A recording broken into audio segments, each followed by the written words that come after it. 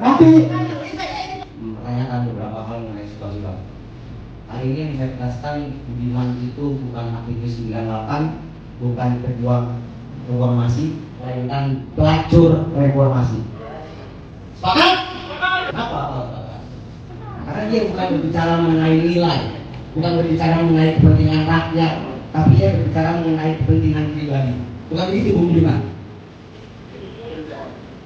Kenapa? Hari ini kondisinya tidak ada bedanya dengan 98. 98 reformasi menuntut perampingan birokrasi dan efisien.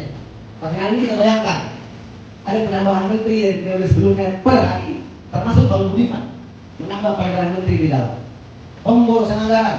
Kita bayangkan lagi teman-teman, MBG, ADMP, dan program-program lain yang saran yang membutuhkan dia. Maka saya katakan dia melacurkan dirinya hanya untuk kepentingan pribadi. Jadi kalau you aktif, you bergerak dengan kepentingan rakyat. Jadi kalau you menggunakan itu, kapanpun dan dimanapun berada, tadi ini pemerintahan, dia masih bersuara, dia masih mengkritisi pemerintah. Tapi hari ini, apa yang you sampaikan tadi, sejarah dan lain sebagainya, itu tidak sedikit pun berpihak terhadap rakyat. Kenapa Bu? Saya katakan bahwa hari ini militerisme menambah di jabatan sipil. Apa tadi bicara? Dia bicara nggak? TNI, dia bicara nggak? Polisi, dia bicara nggak? Naik BBM, sementara harga minyak dunia sudah turun, dia bicara nggak? Intervensi BI, baik terhadap ISG maupun dolar, dia bicara nggak? Kondisi ekonomi hari ini sudah krisis, sudah paham pasar dunia sudah nggak percaya pada keuangan kita, utang kita semuanya nego, dia tahu nggak? Jadi kalau you bilang perlu kaya revolusi kedua, perlu. Hari ini, di ruangan ini harus kita lakukan. Maka saya katakan bahwa Budiman bukan aktivis, Budiman bukan berjuang, tidak pelacur reformasi. Ketika Budiman hari ini hadir di sini, kita menjelaskan sehingga kemudian kita terhadap persoalan rakyat. Bahkan hari ini kita akan lihat tuntutan mahasiswa menghentikan MBG yang disampaikan apa?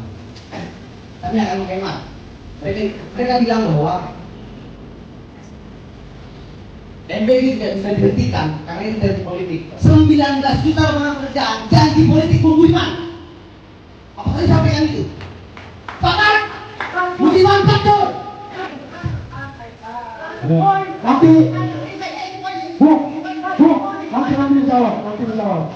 dijawab. Harus paham ini uang dari kita.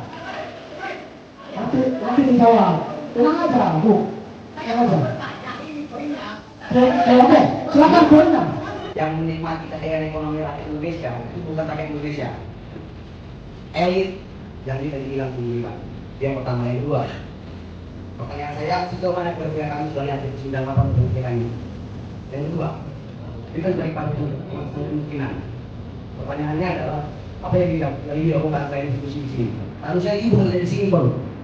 Ibu ada di masyarakat bawah, rakyat memahami, tetapi apa yang mereka rasakan, bangun dan berbijakan dan berpihak pada mereka.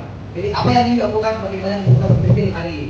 Dan sejauh mana komunikasi pemerintah mengenai persoalan hari ini? Karena saya tidak menemukan jawaban yang menyelesaikan persoalan.